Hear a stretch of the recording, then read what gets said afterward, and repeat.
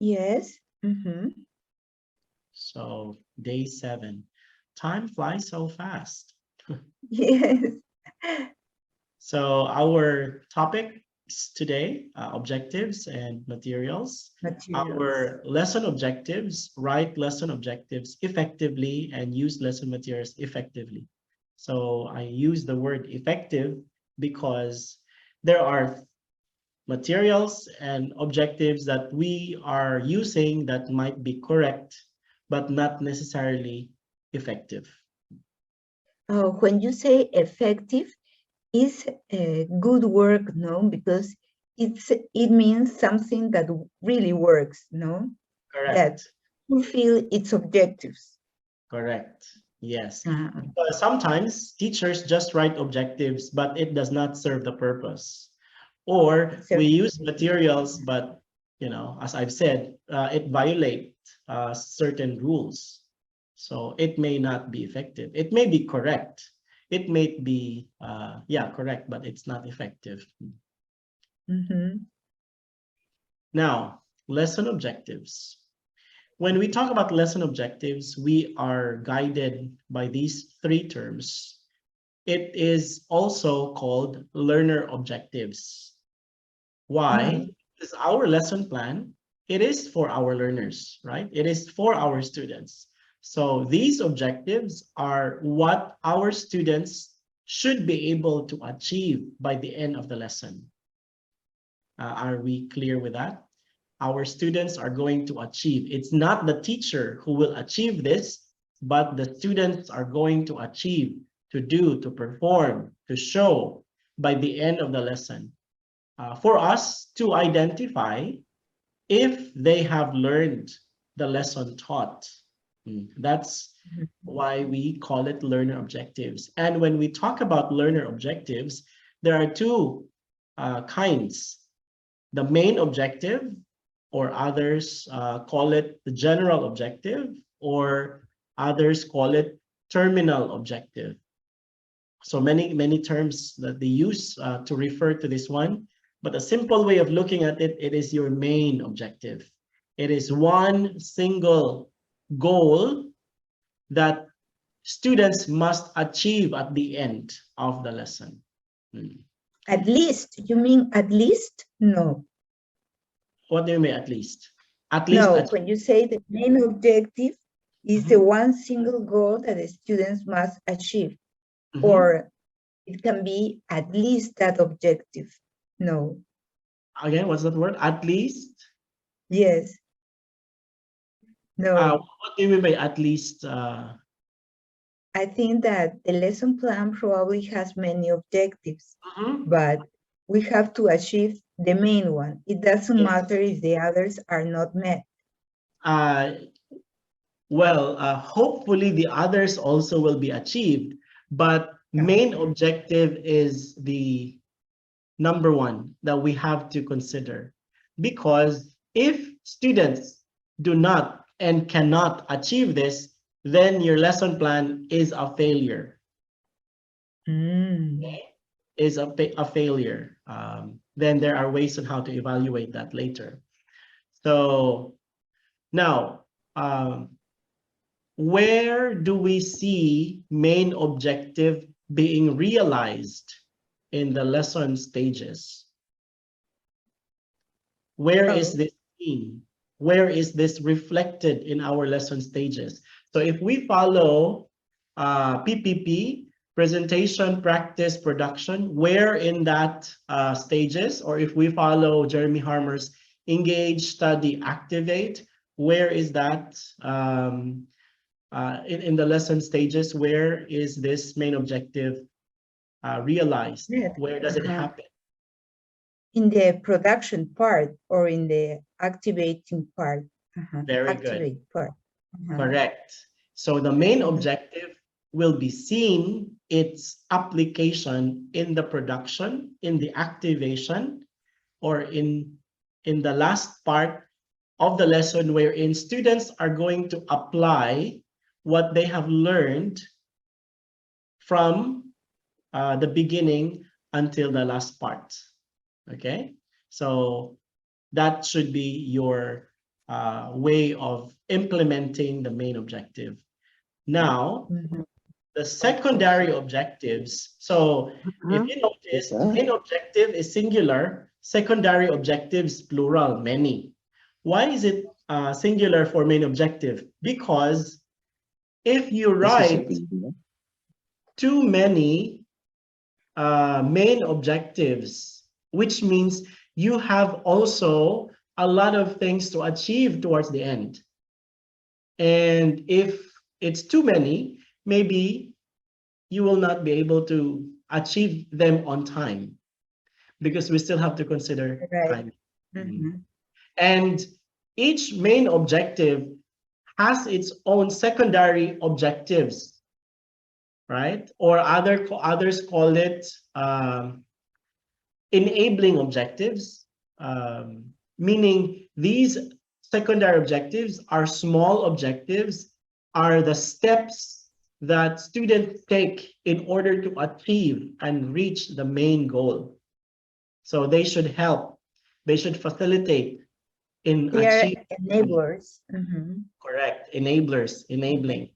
So if you have two main objectives, therefore you will also double your secondary objectives. Secondary objectives. Wow. So just aim for one main objective, and then the rest are secondary objectives. So what are in the secondary objectives? Normally, what we include here, because main objective is the application, therefore, what is in the secondary objectives are the stages, are the lesson activities that can be found in the study stage, in the presentation and practice stage. So what is in the presentation and practice stage? These are, identifying vocabulary, identifying grammar rules, applying grammar rules, using vocabulary in a sentence, answering multiple choice, answering true or false question, yes or no question. So these are in the secondary objectives. So this is seen or reflected in the control activities. Yes, can be seen in the control activities, part of the study stage or presentation and practice stages. Are we clear with that? So yes. That's how we can simply visualize it as teachers when we prepare lesson plans. So therefore, you do not make grammar and vocabulary, especially identify vocabulary related to weather. That's not main objective. That is just a secondary objective, because it's not an application. Imagine you're going to be teaching 50 minutes and 20 students, and your main goal is just to identify the weather. That's you are shortchanging your parents who are paying a lot just to teach them identification. So it does not justify the lesson that you are given.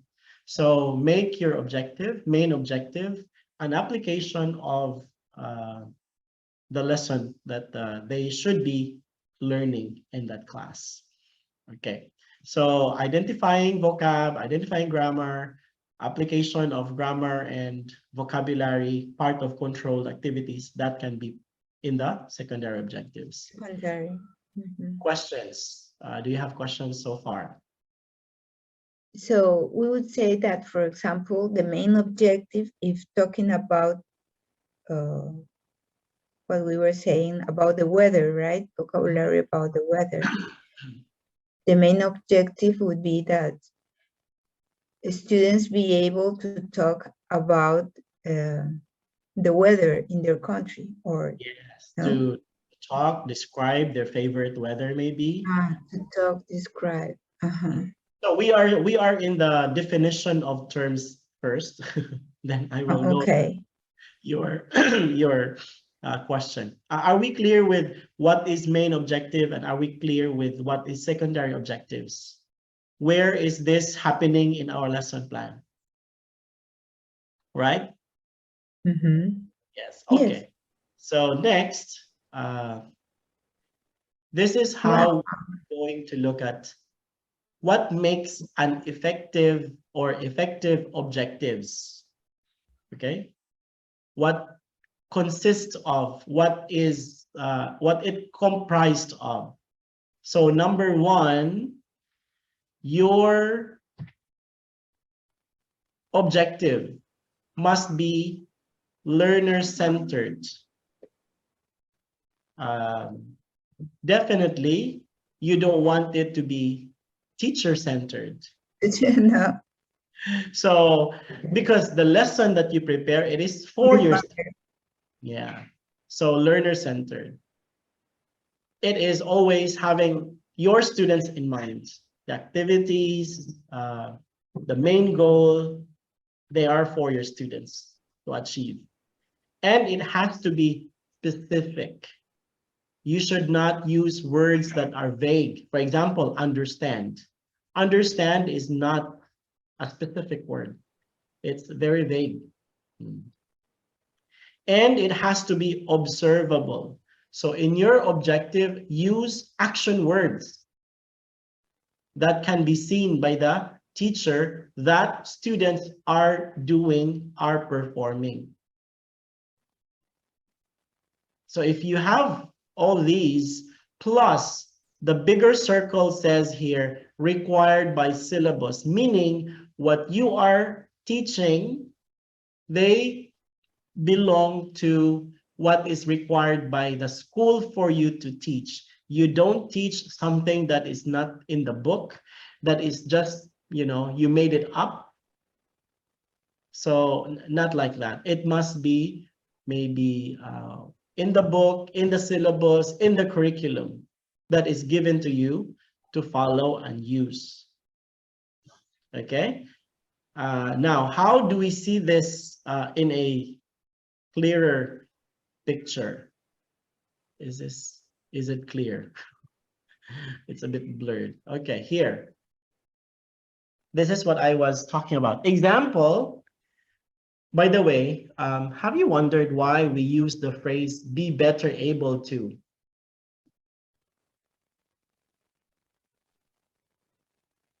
Be better able to. Why do we use this phrase? Why not the learners will be able to? Why we better able to? What's the idea behind it? The idea behind it is we believe that students can do this, but we make them do it better. We try to push and make them improve their skills. Okay, we don't underestimate our students. So that's why we use be better able. So learners will be better able to use modal verbs to give advice to a friend who is looking for a job. So is this required by syllabus? I believe so, because when it says modal verbs to give advice, this must be part of the program, the curriculum that you are required to teach, right? It's also in the book. Is this specific? If you look at the whole objective, I don't think there's room for misunderstanding here. It's very clear, right? The goal is very clear that learners at the end of the lesson will be better able to apply modal verbs in giving advice to a friend looking for a job. That's quite specific. That's very specific. And is it learner-centered? Yes, because it is to a friend who is looking for a job. It's not someone else's. It is to a friend, to your friend. So this means it is for your student to apply this when they have a friend looking for a job. And they should be able to use modal verbs to give advice. Is it observable? Yes, because it says here, use modal verbs. So meaning they will perform giving advices in class. So the teacher can see, everyone can witness how everyone uses modal verbs in giving advices.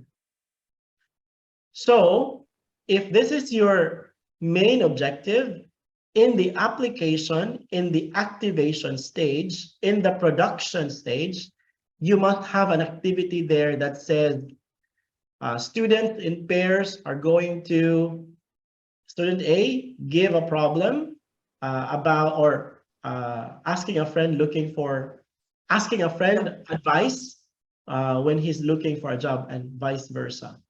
So each one of them will ask each other advices, and then they give also advices, ask and give advices to each other. That could be your activity. And then mingling, exchange partners. So your pair will be paired to another pair, and that pair will be paired to another pair. So you multiply the interaction to promote communication. So that should be in the activation, production, and application stage, or the evaluation stage of that. Ace, could Yes. you give, is it possible that you give also in the control practice or in the study part activities where they can mingle together? Yes, definitely. There is no rule that stops them or from not allowing you to do this in the controlled practice. Yes, you may. For example, peer checking. Okay. Checking. Commonly, peer checking is just within your partner. But if I want to maximize, especially in the beginning stage of the course, I want to promote good harmonious relationship among students. What happens in class if you have 20 students? The ones sitting next to each other becomes friends only, right? So I don't want that to happen. So I always, in the beginning of the course, I always ask them, whatever simple activity that is, I ask them to do mingling activity. Peer check, okay. Student A, student B, compare your answer. Okay, stand, go around, look for 5 people to compare your answers and write their names, whoever they are. They should not be repeated. So it's a way to make friends too. So I also promote good relationship among students. Do you give them a worksheet to do the exercise or just they note? I give them a worksheet, or on their paper, if it will be submitted to me, I ask them, because if you just tell them, go around and look for 5 people, and there's no evidence, Oh my they want God. to do it. Or sometimes I ask them to get the signature of the person that you ask information from. So they have to write the signature. So I collect, or I have, do you know tic-tac-toe? No, tic-tac-toe. Cross and knots. Yes, X, cross and knots. XO. Uh-huh. Yes. So I also have that kind of, or like a bingo card, but fewer boxes. So whenever I have some activity, I ask them to go around and ask someone, and then let that person sign inside the box, and no name should be repeated. So by the end of the class, the session, or the period, whoever gets the most number, or whoever gets the first bingo, complete all the boxes, will get a reward. So it means he is very active, very participative, and follows the instructions. Yeah, I do something like that. Again, Yes. just to promote interaction. Yes. Thank you.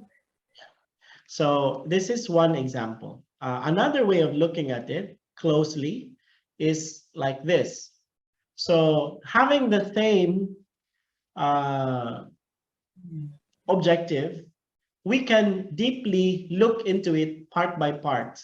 For example, in this objective, you're teaching also form, or the grammar form, Modal verbs. verbs. Yes, the structure. Okay, and you also have function, the use of the language, which is to give advice. You also have the context, the scenario, which the lesson evolves. And this is to a friend looking for a job. And the topic is job. The topic is job. Yes, the topic is job. The context is the scenario, the situation is a friend is looking for a job. So this is how we look at it in, for example, if we want to check if this is really part of our curriculum, the program that we are teaching, it must have this form and function.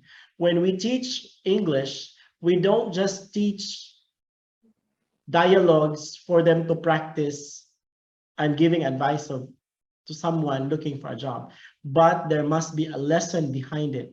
And these lessons are the form of modal verbs, Modal verbs the and the use, function. the use of the language, which is to give advice. Function is the use of the language. So when you look at your lesson objective, try to check, where is my form here? Where is my function here? Where is my context here? Where is my topic here? And then, is my objective observable? How do I say it is observable? Is it required? How do I say it's required? Is this specific? Why do I say it's specific? And is it learner-centered? How do I say it's learner-centered? And if all your answers are yes, then that must be your effective objective. Excellent. Question? No, I think that this this part of what you are teaching would probably correspond to A2 or B1 when they are using modal verbs, or no? A2, yes, because the A2 may be not very young teens, but maybe average to almost late teens, because giving advice is not also good for young teens. They don't know how to give advice yet. So okay. the context Going also, to B1. yes. So or young adult, this could be, yes. Young adults. So when Yes, we look at proficiency level like A1, A2, B1, B2, we also have to look at the age because there are topics that may not be applicable to a certain age groups. So yes, because once I made a lesson plan about it was about going to the doctor. And so, for example, going to the doctor, if you have a flu, what do you have to do, no?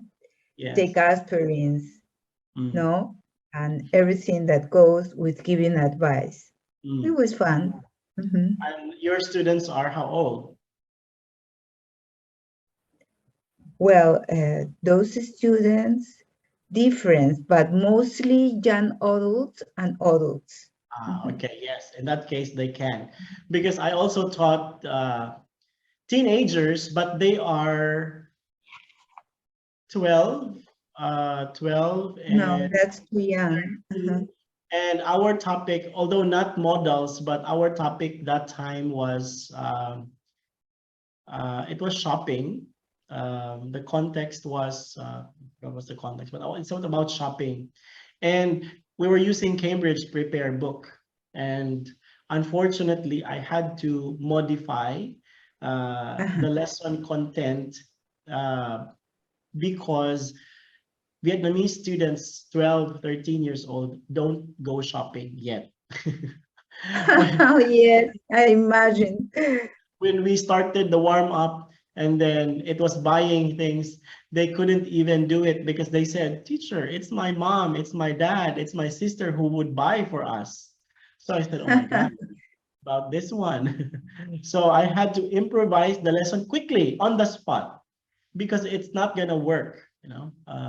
So that was something I missed looking when I was preparing the lesson. I thought that, these are teens, but not knowing that there are teens in the borderline, Yes. 12, 13, and these are the crucial age with teens, because you cannot compare them with teens who are 16 and 17 who do shopping by themselves. So Yes. that's the problem. Okay, now if everything's clear, let's put it to practice. This Okay. is the Wow. lesson I presented yesterday, right? And the page of the book. And this is about What do school you life. think? Okay, it's school life.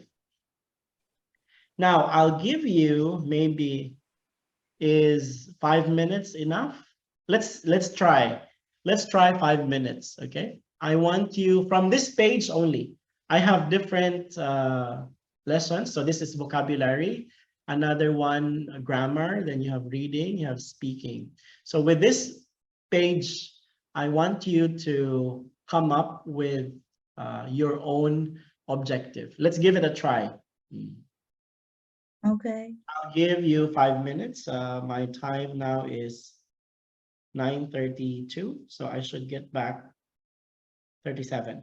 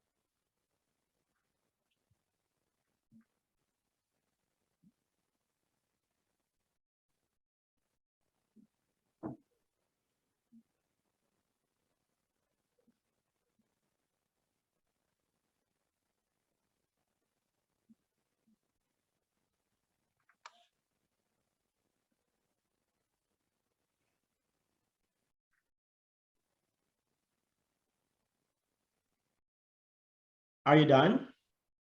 Yes. Okay, so can we hear it from you? So how's your Okay. I know this usually starts like this. By the end of the lessons, students will be able to talk will about, be better able to? will be better able Mm. to talk about their daily routines using collocations. Or I don't Daily know, routine. their daily school activities. Okay. Daily routine may be too general because the unit is school life. So it has to be daily School activity, daily school activity could be, activities yes. But using collocation, collocations. where did you get that? Oh, you said yesterday, for Mm, example, here, finish the school, get finish school, up, get go up. home, go to bed, Mm, and they have to talk about a typical day, remember? yes, yes. Mhm. I'm checking the guide.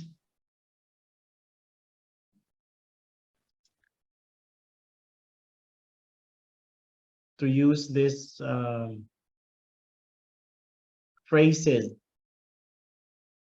So again, by the end of the lesson, students will be better able uh, to talk about uh, their daily school activities using colloquial Phrases. Or, or phrases. Yes, or yeah, and also, do you know chunks? chant. Chunks of the language? Yes, Chant. CHUNKS, chunks. Ah, Like CHUNK chunks. Yes, yes. chunks, yes, Chant. Chunks. chunks, yes. So let's go back.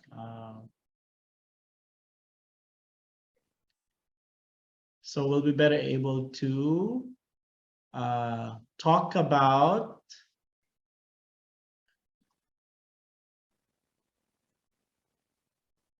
So is it required? Yes, definitely required because it's in the book, right?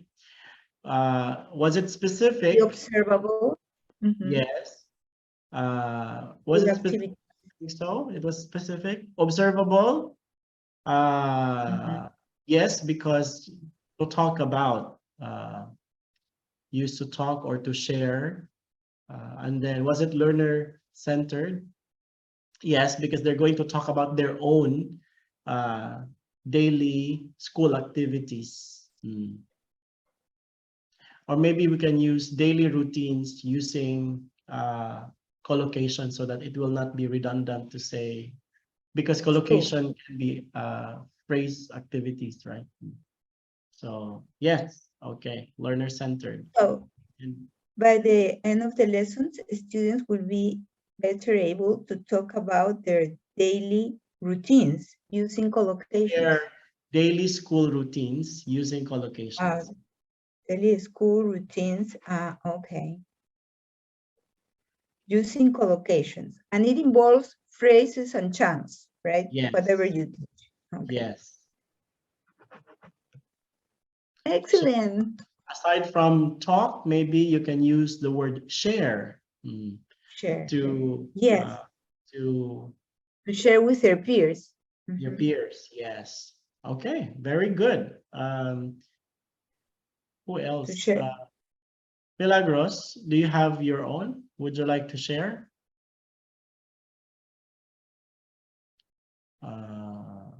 Wait, let me check who's here. Yes. Which will Yes. be the topic here? The daily routines? Yes, the topic is daily routines. Daily school routines, no? Yeah. Topic. Daily school routines. Milagritos? She's not here, I think. Well, let's see. Yes. Okay. Sorry, I couldn't hear Yeah. very well. So my baby woke up. Okay. Yeah, no worries, no worries. You can just maybe listen Feel free to ask or chat if you have questions, okay? Okay. Okay, thank you. Now, let's also, this is for vocabulary. Now, how about if we are gonna have grammar? So grammar is quite challenging. So Oh, the same, yeah, we have. yeah, the same activity. I'll give you 5 minutes to work on. So the first one was about vocabulary. Yes. So if you're teaching and the goal is Okay. vocabulary, and the skill is speaking, then that would be your way of writing objective. But this one, if you are now, because each page that you are teaching will have different objective, right? You cannot just make, although it's possible to have unit objective, but each day Yeah, that that you would be great. must have, you must have daily objective. So how about if you're teaching this part of the book, pages? Grammar. Mhm. Yes.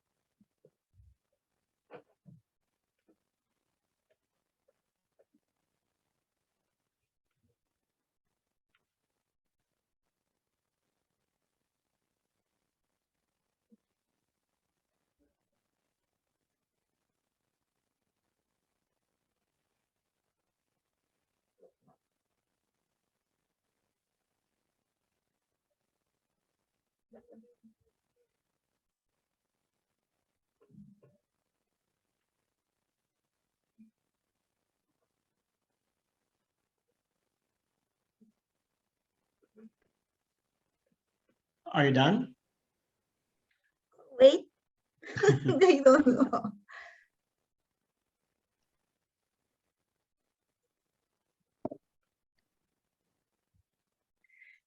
Okay, more or less. Okay. Yeah. So how would you write your objective? So here I see that we are talking about grammar and students need to answer affirmative or negative and have to choose the correct form of the verbs, right? So I would say that by the end of the lessons, students will be better able to use, oh no, will be better able to respond affirmative and negative using the correct form of the verbs. What happened to topic and context? I don't know. I don't see a topic here. If you notice, I get up at 8. They don't go to school. Jake wakes up at It is 7. daily routine. Yes? Routine is the topic, I think, is daily routine. Yes, same. So still, this is school daily routine. Okay. So Because we it's continue. yes, because it belongs to the same unit. Okay. About daily routine. So that's correct, Milagros. So Yes. by the end of the lesson, students will be better able to respond in the affirmative and negative statement using the correct, using present simple form of the verb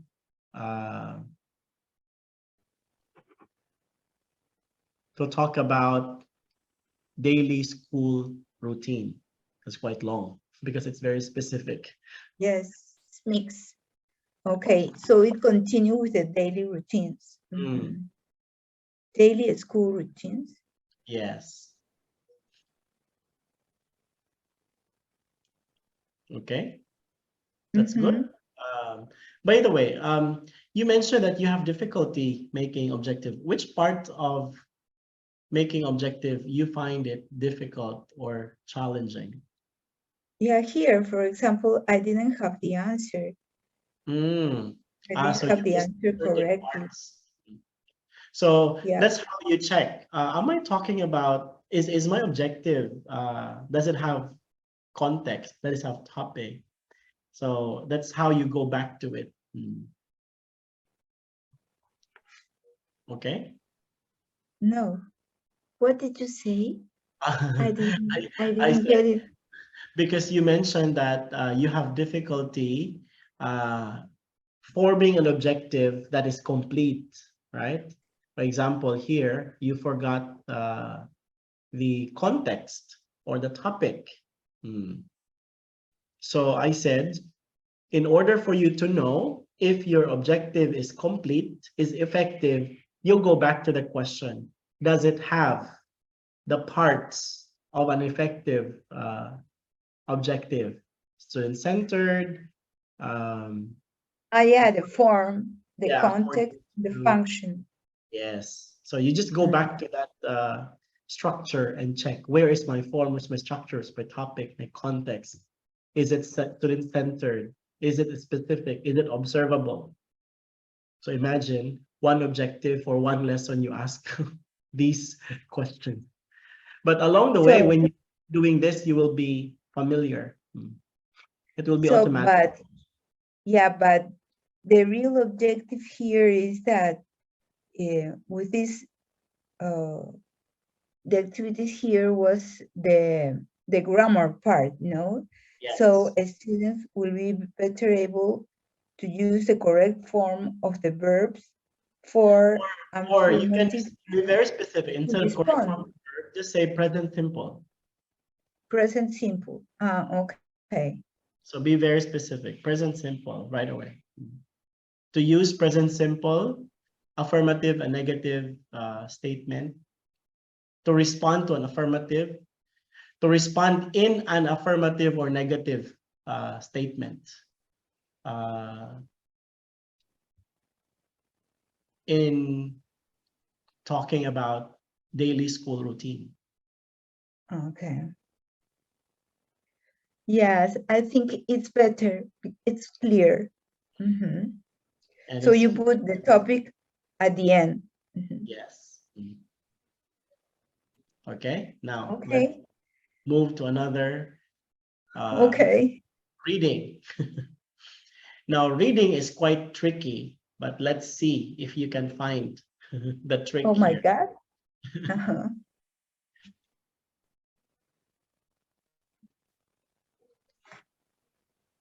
So here we have to look for the objective, right?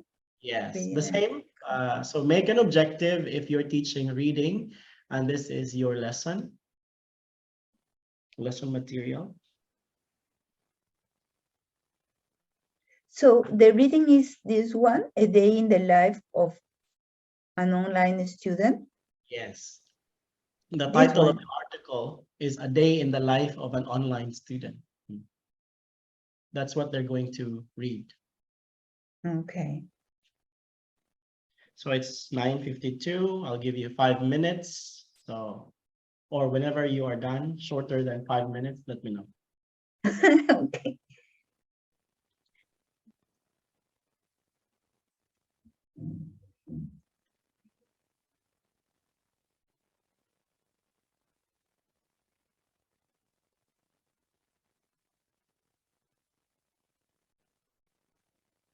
Oh.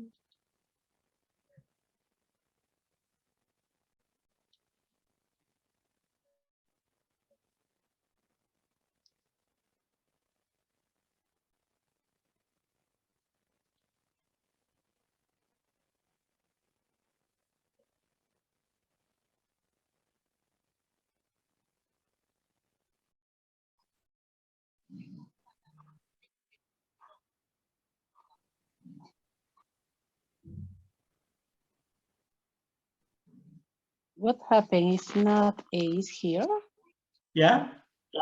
Ah, okay. No, where we are making objectives. Okay, okay. Yes, yes. I was following. Hmm. No problem.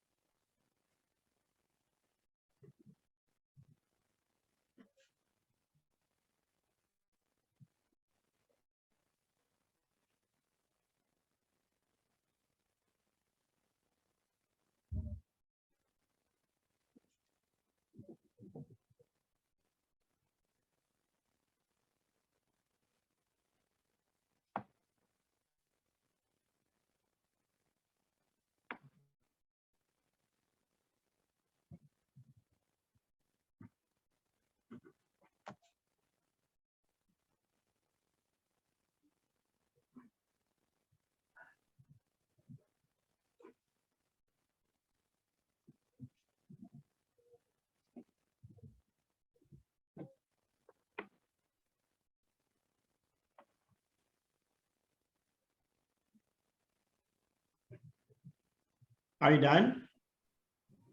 More or less.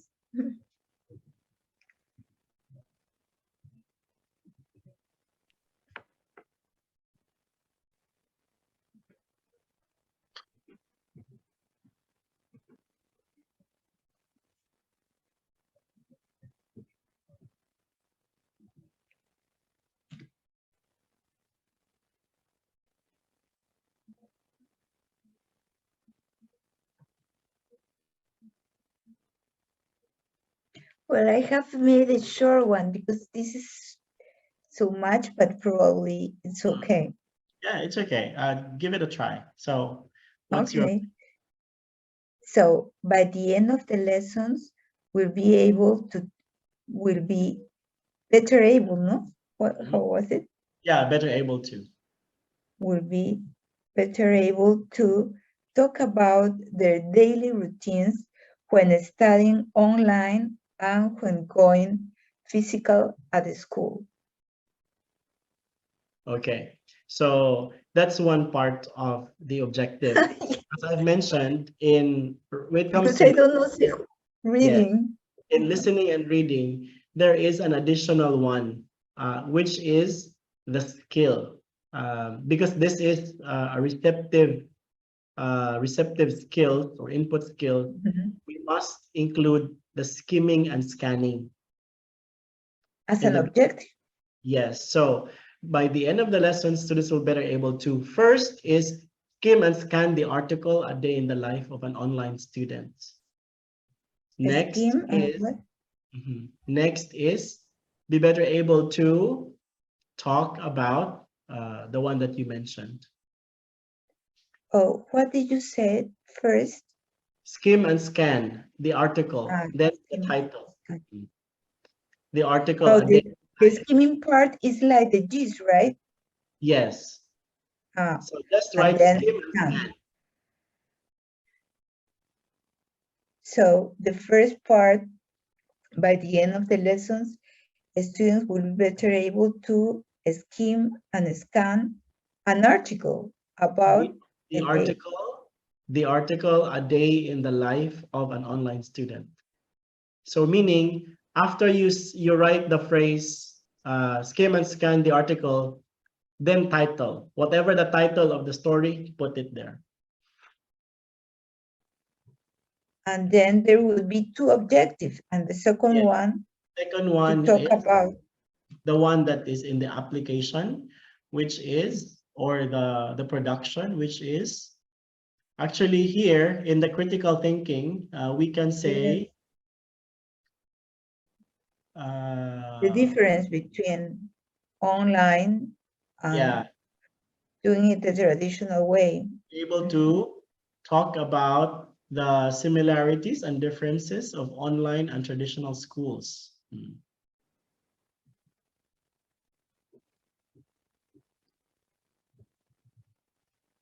Or you can here, because it talks about advantages, so maybe to talk about the advantages and disadvantages of online and traditional school. Traditional. So by the end of the Yes, lesson, students that's will be better.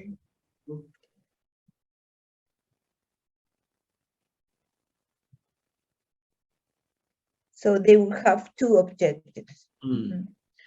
Why? Because in reading, we don't just let students read, and we don't just want them to apply this, but the lesson behind it is to do skimming and scanning. And it goes hand in hand with the application to talk about. Yes, what they do when they go online and when they go physically to school. Yes, yes. So Yes, we better be excellent. able to talk about the advantages and disadvantages of online and traditional school. That sounds better. Yes. To be specific, in their country. Specific in their countries. In their country. So they have to talk about their own experience. Otherwise, they might copy what's in the article. Excellent. Okay, so Yes. that is how to make objective. I'll give you extra activity tomorrow about this Yes. one. This one is very important. So I'll give you different kinds of books. This one is for teens, you know. I'll select pages from different age groups of books, and then we'll try to create different output. Now, another topic I'd like to talk about very quickly tonight would Okay. be, we'll just skip this one first, lesson material. Yes. So when we talk about lesson materials, these are teaching aids. It could be your worksheets, role play cards, vocabulary cards, picture cards or flashcards, projector, video presentation, or PPT or PowerPoint. These are just some of the common that I'd like to share with you tonight.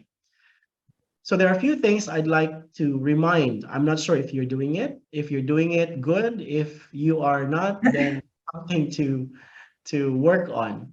When it comes to worksheets, many teachers would go online and select and find and search worksheets and copy, right? And the danger there is there are one or two questions that might not be related directly to the lesson, or it could be it's not taught in the lesson. Although it talks about animals, for example, but your lesson focuses on, let's say, uh, zoo animals. But in the worksheet, there is wild animal included. So that's not part of, you know, the lesson that you taught. Because when we talk about animals, there are three groups: the house animals or pets, the zoo animals, and then the animals in the wild. Oh, the wild animals. Yeah. No. You So don't want we to have, talk about that. yeah, so we have to be very careful in using worksheets that we just download and search online. We still have to edit. Do not just copy directly. It has to fit exactly to the lesson that you are teaching. Okay, that's number one. And hopefully your worksheets are recyclable, meaning it is of good quality that you can reuse and can be applied in other topics or other classes. Don't create worksheets that you just throw away after. You are wasting your energy and time and resources with that. Recyclable. Mhm. Yeah, recyclable. Worksheets must be of good quality, meaning especially if we print it or if we make one, hopefully it is clean, it is neat, it is big enough. Sometimes when we download and print and the worksheet is PDF or let's say JPEG or picture, when we print it, the quality is pixelated. It's not clear. Maybe the quality of the print is, do you understand pixelated quality? Like there The are pixels. squares, Yes. yeah, Uh-huh. pixels, Uh-huh. sometimes bothering to some Oh students. no, it has to be clear. Yes. Yes, it has to be clear, it has to be neat, students should not say anything about it because And again, also the fonts of the words, they have to correct, be no good according to size. yeah, according to age. Meaning when you are teaching young learners, primary or kindergarten must be bigger fonts. Bigger But font. if as the age gets older, it becomes smaller. But if goes very old also, it becomes bigger again.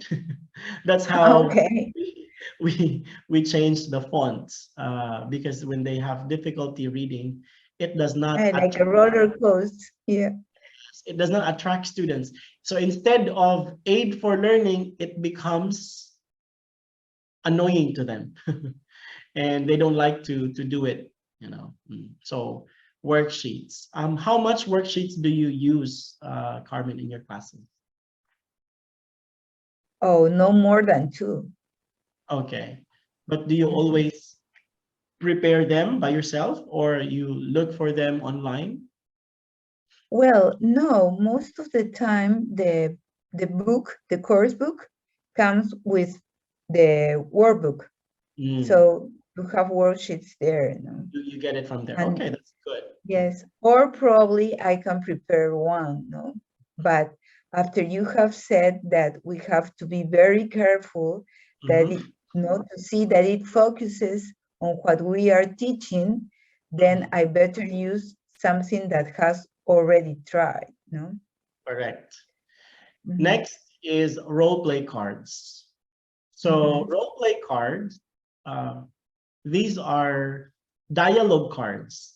So it could Yes. be teacher created, or could be students created, or could be downloaded.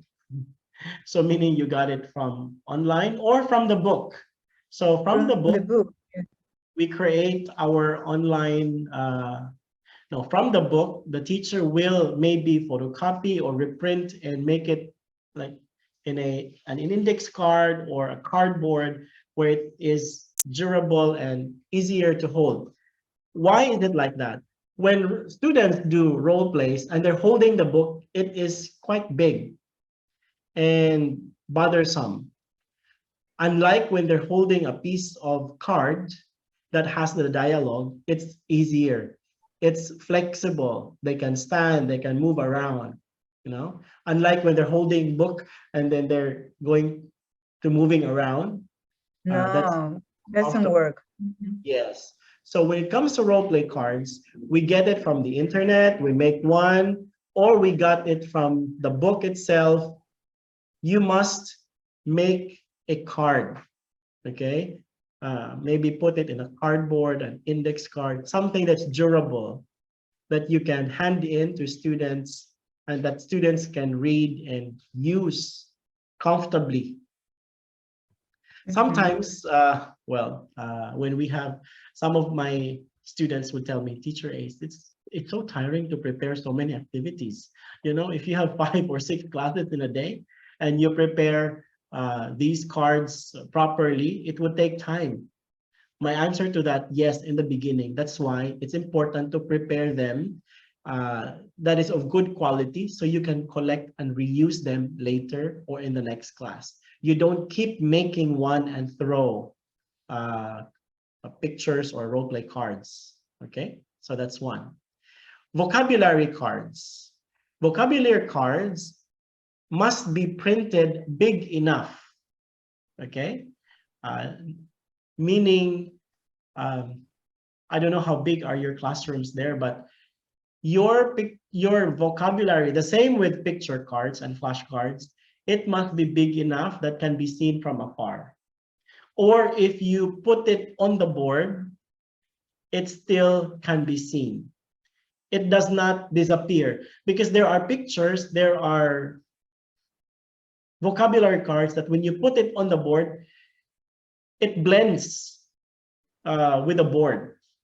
So it's difficult to see or students cannot notice it anymore. So it has to be big enough. So what is big enough? When it comes to when it comes to vocabulary cards, at least half size of the bond paper Mm. should occupy half size of the bond paper.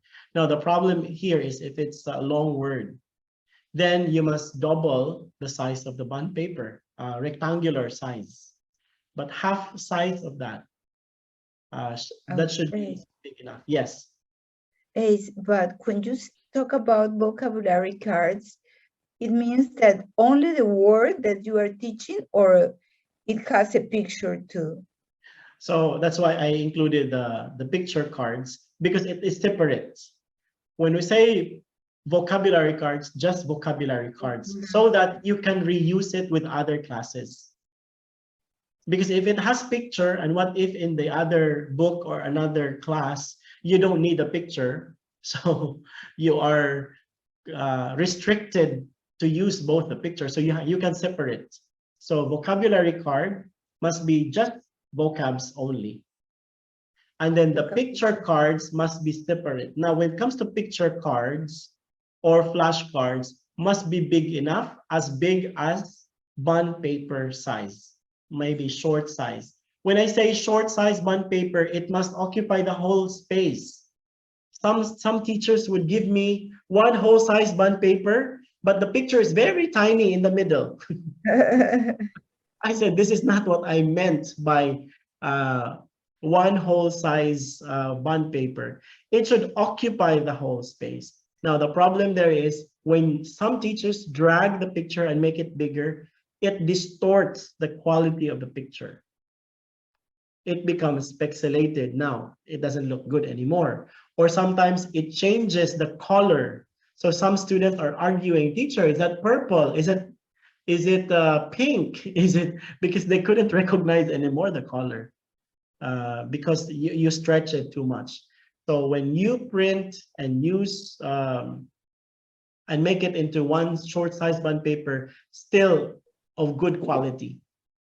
By the way, the vocabulary card must be one color font. Could be black or blue. Do not make it neon. Do not make it very colorful because it's distracting. And for flashcards or picture cards, we have to be very careful with colors because according to US study, some colored pictures and texts, colored text like neon, may trigger epilepsy.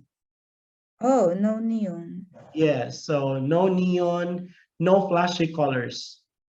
Should No be flashy solid color. Not too What bright. color? Not too bright. Yes, because there are, for example, you use blue, but they are bright blue. Too bright and too flashy, right? Glossy blue. There are colors that may trigger epilepsy, something mental, you know.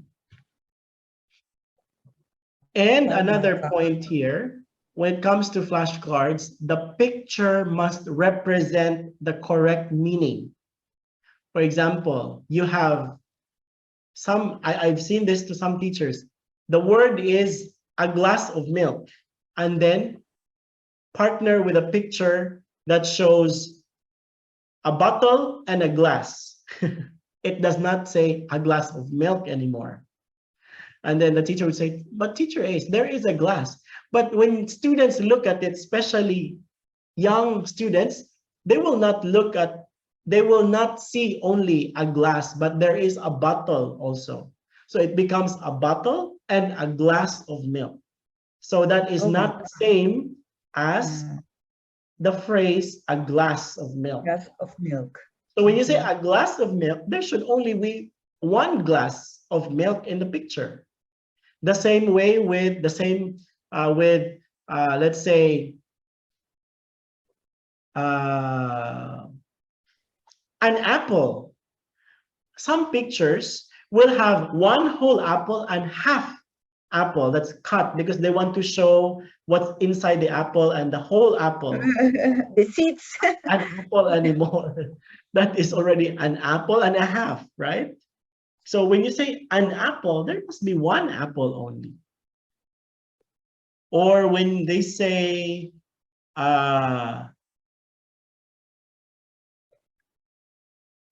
pupils or students, and there are, well, some would just be one or two, but that's, although it's still plural, but when we say pupils, children, should be many, more than 5 maybe in the picture, right? Better to the students. Yeah, though it's a plural, but they might think that it's only 2. So have more. Don't limit. Once you print, just print it anyway. Make it. So what I do, if I like the picture and there are only 2 students, I double print. So I copy, then becomes 10, but the same face and the same, but at least there are many of them, you know. So what I'm saying when it comes to flashcards, the picture must coincide the meaning you are trying to teach. And do not assume that students will figure it out. it has to be direct and explicit meaning. Another one.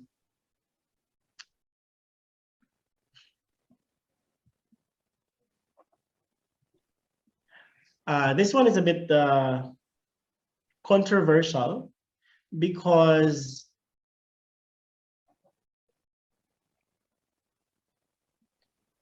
when we are teaching family, common picture, the teacher will just say mother, father, brother, sister, baby. So when the child is going to be talking about his family, he would say mother, father, brother. He calls himself brother. Oh my God. That's what you teach. Mother, father, brother, daughter, and baby. So there are 3 children in the family. That is very common. I've seen that to Korean students, Japanese and Vietnamese students. They would say, so I say, do you have a brother? Yes. It's me. Then I would say, what's the name of your brother? Say, Ming. But your name is Ming. Yes, my name is Ming. I am brother. Oh my God. Why? Why is it like this? So because the way we teach the picture is, how should I say it? It's just not realistic. We make it easier for them to remember, but not knowing they are learning it literally. Not so when you teach a picture of a family, you say the son and no, the son. Yeah, the son and the daughter, right? Yes. So when you say, do you have a brother? If there is no brother, you say no, right? Yes. When you talk about family, should be son or should be, how do you call the other one? Son and daughter only. Yes. Okay. Brother, sorry, I made a mistake. So brother and sister. So they call themselves brother and sister and baby. So because we call them brother and sister with a picture, but instead it should be son and daughter. Yeah. So we have to be very careful. And with a modern world, there are different ways to represent a family. One of my student, she's a single mom. While having our training, her daughter called her and cried. And then she was very mad at the teacher. And then she complained to me, teacher, is it right when a teacher tells my daughter that the family picture she drew was incomplete because there is no dad? So because she's a single mom. And so the daughter drew only mom and her, and that's her family. But the teacher insisted there must be a male figure in the picture. But the daughter doesn't want.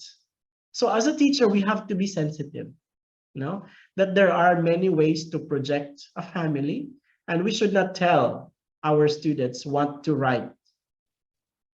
Another case, this one, it happened in kindergarten. They color a bear, and then the kid colored the bear, I think, green. And then the teacher said, no, don't color the bear green. The bear is black or brown. No, do not dictate the child how to color it because you are restricting the creativity. That is the child's imagination. So when it comes to picture cards, flashcards, you should not be controlling, especially if it's created by student. Okay? Excellent. That is something that many teachers forget when they are teaching, because we try to put our mind into students' mind, but they are not us. Okay? So we should not be doing that. Otherwise, we are violating some rules. Creativity, yes.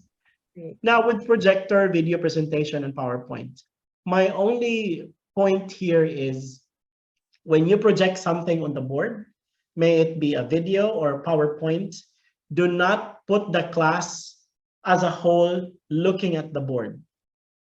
It should be they are in small groups looking at the board. Why? Oh, Because the whole class, everyone is looking at the board. That becomes students individually looking at one direction. It becomes 1:1, and that does not promote communication. Or it could be you, the projector, and the class. That does not promote communication. So how to do it? Small groups, and you on the side with a projector, with a PowerPoint, with a video on the board or wherever that is. So while there is a video, while there is PowerPoint, students look at each other from time to time, go to the board, look at each other, and go to the board, look at the board. So it promotes interaction. Can or you picture? look at the video. Mhm. Yes, look Pardon. at the video, look at the picture, look at the PowerPoint. But the idea here is they must be looking at each other, not the board, because they cannot interact with the board. They cannot interact with the video. They cannot interact with the PowerPoint. They interact with other students. But Ace, Yes. I think that would be distracting for the student, unless it's probably they will not be able to understand the video because they are talking with their peers. So the idea here is while watching, it must be followed with a communicative activity, or it must be done with a communicative activity. So you Okay. don't just watch a video you don't just let them watch a video, look at PowerPoint for the sake of looking at it. For example, I would ask them to watch a video about like in our lesson earlier, there was a video about a girl talking about her daily school life in Japan. Mhm. So they are in small groups, and then they're watching the video, and then it must be very short video, maybe 2 or 3 minutes. Don't present a 30-minute video because that's too long. Just maybe 3 minutes. Then after watching a very short video, then they go to their classmate and then they discuss what the video is about. Not like they're watching the video as a whole class and the teacher is there, then the teacher will be interacting to the whole class and asking about the video. That becomes teacher, students, and the video. So it does not promote, it does not maximize student opportunity to speak. To speak. What we're trying to do here is maximize communication among students. They cannot interact with you all the time. So you must create opportunities for them to interact with each other, regardless if they speak maybe half English, half Peruvian, or 70-30%. So it doesn't matter, as long as they have to get acquainted with the idea that we can use English among each other. Because there is an awkwardness feeling that a Peruvian student will be talking English to a Peruvian student. A non-native English speaker talking to a non-native English speaking student in English. There is this, strange feeling. I've been Yes, in that it's feeling. strange. Yes, but that is how language should be used, So we try to break that barrier, that feeling of discomfort or strange feeling that students have when they're doing that in English. And that is how we should do it. Put them in small groups, of course, but actually in my practice, I do simultaneous activities. It's not really distracting. So I let them watch the video and then I let them do a task while doing the video as a group, a small group, but I will play the video twice or thrice. So initially they will watch it and then at the same time they're talking. So maybe they were not able to get it, then we play it again, then they do it again. So normally maximum of 3 times I can play the video. Yes. Okay. So with that they can get it already. So Excellent. the point of the situation, the setup, is again to maximize student interaction, to promote communication. The same way with flashcards and vocab cards, sometimes it's restricted by the teacher's role. The teacher is the one holding it, right? The flashcards and the vocab cards. So when the teacher is holding it, then it becomes students and teacher. Or when the teacher puts it on the board, students and the board. On the board. Yes, why don't you give it to them? Normally, I would give the cards and pictures, vocab cards to them. Let's say I let them play of matching the vocab and the picture. So I tell them, okay, hold the picture and they don't see the picture yet and they don't see the vocab yet. And then I ask everybody to stand and then say, okay, open your picture card or flashcards. So when they see it, I say, find your match. So they have to go around and search who's having, the match of the picture. The answer, yes, too much. And I put it at the back. I stick it at the back. So they have to look around and they keep on looking at the back of each other. So in a way, that's fun exercise for them to use vocabulary in a communicative way, not just restricted in front. Okay. So some of them will have the answer in their back, and Yes. the others will have the card. Also at the back. So also it's all the at back. Yeah, the pictures at the back, vocab at the back. So I have to run to you. I would say, can you look at my back? What's in there? So you are going to read, for example, get up. Oh, get up. Let me see your back if your picture is also get up. If it's get up, then, oh, we are partners. If not, okay, let's look around for our partners. So we have to talk, because if we don't talk, we cannot see each other's back, right? So we have to really ask each other, what's the picture at the back? So that's a way to let them force them to talk using flashcards and vocabulary cards. Excellent. Thank you so much. Even teens, they do this one, and teens love this kind of fun. Yes. So this can be from young learners to teenagers. Adults, sometimes it depends on the kind of mood and relationship you establish with them. Because my adult class, they know that in my adult class, they have to run and go around. So one time I have a Korean mom was complaining, Teacher Ace, my feet hurt. And why? Because of my heels. I said, who told you to wear heels in class? You know that you run around in my class, you go around, you go to the board, you go to the other end of the room.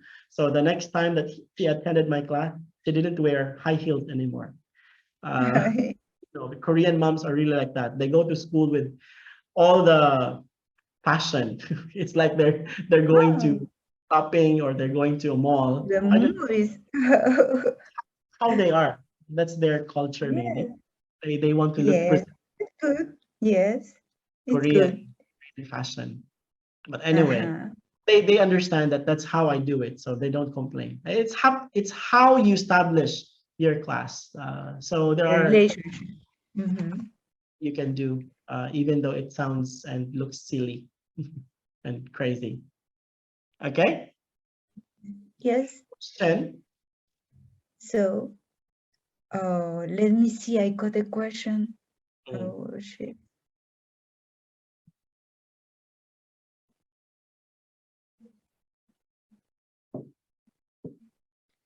Vocabulary cards.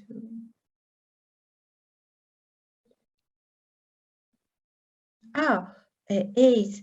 Yes. Do you give homework to your students? Because the reason is that when you say worksheets, for example, I remember I gave worksheets to my students as homework. For example, they have the workbook. So after the class, I tell them, well, now as homework, you are going to work on pages from the worksheet, from the workbook, Do you give that kind of homework? Okay, I have two answers with that. Number one, it depends on the institution. There are schools that they require students to do homework. Okay, so it's part of the planning that the teacher must give homework. It's a requirement. So in that case, I cannot say no because it's a requirement. From the Another school, point yeah. there is if I make my own class, I don't necessarily give homework all the time because the idea of homework is reinforcement.